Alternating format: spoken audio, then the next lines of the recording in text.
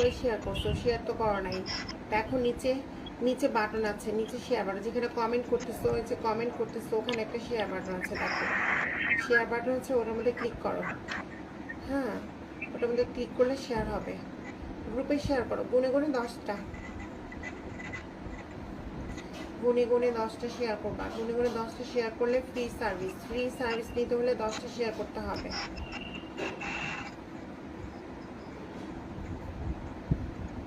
ফ্রিতে সার্ভিস নিতে হলে 10টা শেয়ার করতে হবে।